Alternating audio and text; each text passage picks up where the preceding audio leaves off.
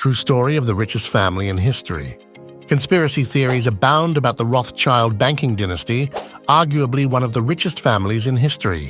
It should come as no surprise that the enormous and mysterious fortune of the Rothschild family has persisted across generations, making it difficult to distinguish between reality and fiction. This film takes us back to the early years of this well-known Jewish family to discover how, in the face of widespread anti-Semitism, they managed to amass one of the biggest fortunes in history. With my partner Skillshare, I've created several free instructive movies about the stock market, which you can view by clicking the link in the description. Skillshare is the source of this video. The setting of our tale is medieval Europe. By the 10th century, Christianity had spread throughout most of Europe. Political influence was almost always correlated with religious affiliation, making non-Christianism very undesirable. The Jews were arguably the ones who suffered the most under these conditions. Without a homeland to return to, the Jews were dispersed across Europe, with a large number of them settling in the Holy Roman Empire. Today's Germany was part of this enormous multi-ethnic state, which, like the rest of Europe, was not pleased to have Jews living there. Frankfurt was not an exception to the rule that Jews had to dwell in specific neighborhoods known as ghettos in numerous cities. All of the Jews in the city were restricted to a single small street outside the city walls, starting in 1462. The street, which was composed of several densely packed homes, became known as the Judengasse, or the Jewish Alley. The buildings were identified by signs rather than numbers back then. For instance, one building might be the Ship's House, and another, the Golden Stones House. One of the properties had a red shield, or Rothschild in German, as its sign said, and the family who lived there had been there at least since 1528. The Rothschilds were interested in money, just like the majority of Jewish families at the period. You see, lending money with interest was prohibited in medieval Europe by Christian law, giving the Jews exclusive access to this otherwise lucrative industry. Generations of people handed down their knowledge of money, lending, and by extension, everything related to finance, and the Rothschilds were no different. The best of them all was Mayer Rothschild. He specialized in trading valuable coins and swapping currencies. When he took over the family business in 1763, the wealthiest aristocracy in the Holy Roman Empire was drawn to his vast coin collection.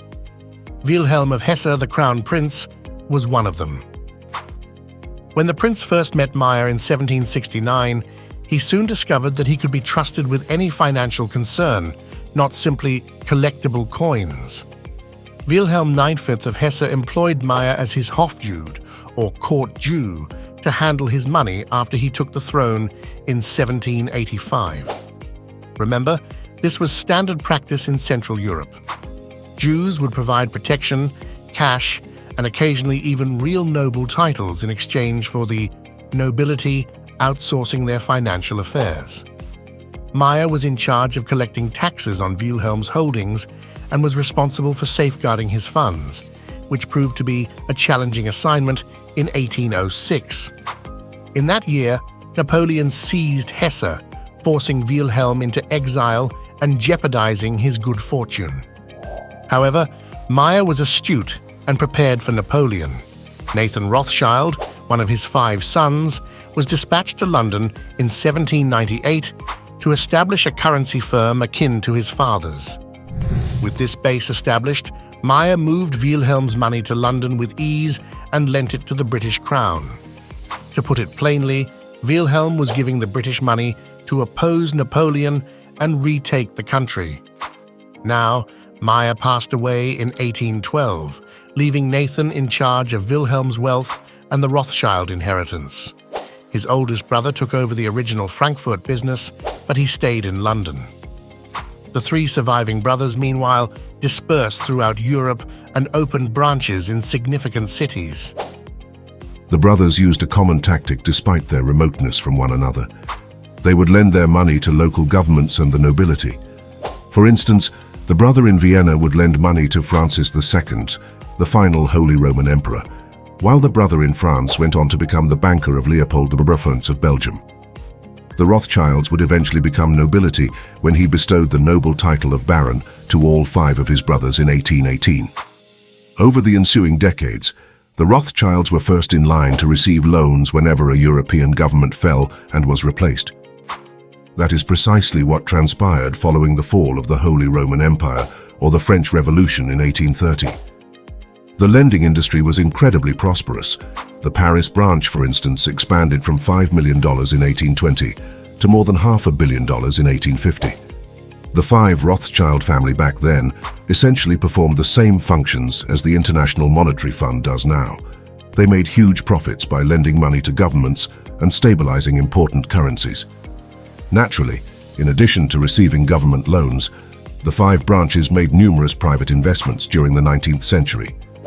They bought one of France's most prized wine properties in 1868.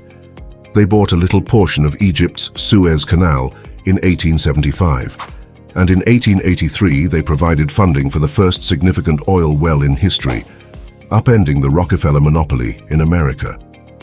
They also acquired a controlling stake in Rio Tinto, one of the biggest mining firms in the world, and in De Beers, the company that controls the diamond market. However, the subsequent generations of the 5 Rothschild families made fewer and fewer wise decisions during the 20th century.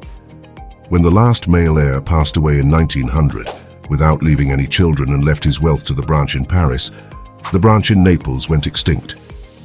The branch in Germany met a rather comical end when the 2 Rothschild heirs there produced 11 girls and no boys, dividing the riches and weakening its influence.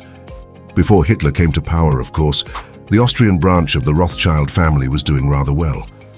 In 1938, the Rothschilds were forced to sell their banking business for a small portion of its actual value due to Nazi Germany's annexation of Austria.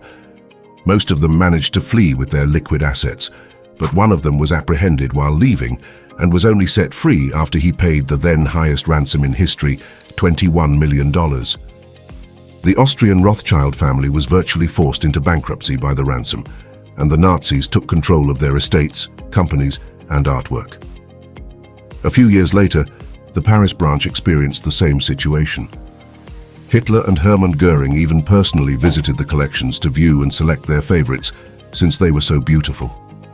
We know that the Nazis took 5,003 items in all from the Rothschild collections, and the great majority of those items were never given back because of the extensive inventories they made. After the war, the French Rothschild family had some success growing their enterprises, but in 1981, the bank was nationalized by French socialists. Ultimately, only the English branch managed to maintain its wealth into the 20th century. Its patriarch in the latter half of the 20th century was Sir Evelyn Rothschild, who continues to advise Queen Elizabeth on financial matters. In 2003, he stepped down as leader and handed the mantle of patriarch to David Rothschild, a member of the Paris branch, who combined the 2 branches into one. To protect the family's wealth, he set up a convoluted web of shell corporations that began in Switzerland and ended, well, who knows where. Ultimately, though, the Rothschild banking dynasty of the 19th century may have been among the richest in its day, but they are hardly the same as they once were. Jeff Rothschild, who is unrelated to the Rothschild banking family, is the first Rothschild to appear on Forbes' list of billionaires at position 822. In the same way that 2 guys with the last name Goldman might not be related, he has no blood relation. He just happens to share the name.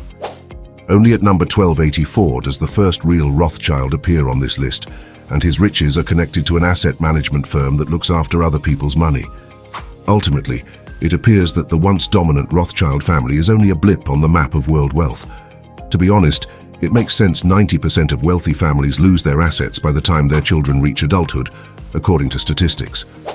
Being born into riches and lacking any sense of financial responsibility makes it difficult to practice sound financial management. If all you have to do is spend what your grandfather left you, why should you learn how to invest and build wealth? You'll be pleased to hear that I've created a series of educational films on Skillshare. that explain how the stock market operates if you wish to break free from this vicious cycle, or at the very least pass the buck to future generations. I go over fundamental subjects like what a stock or an ETF is and why businesses go public in these quick animated videos. In contrast to the 19th century Rothschilds, the first 500 of you can have free access to all of this knowledge right now by following the link in the description to sign up for a 2-month Skillshare trial.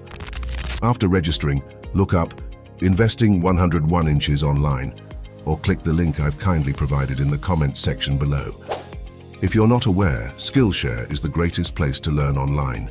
It offers thousands of videos covering about every topic you can think of, including several of my series. Naturally, after you've finished watching, I'd be interested in hearing your thoughts on this brand new series. Who knows? Maybe you'll establish your prosperous dynasty someday, inspiring conspiracy theories among future generations. In any case, I appreciate your viewing. Please remember to give this video a thumbs up and think about subscribing if you enjoyed it.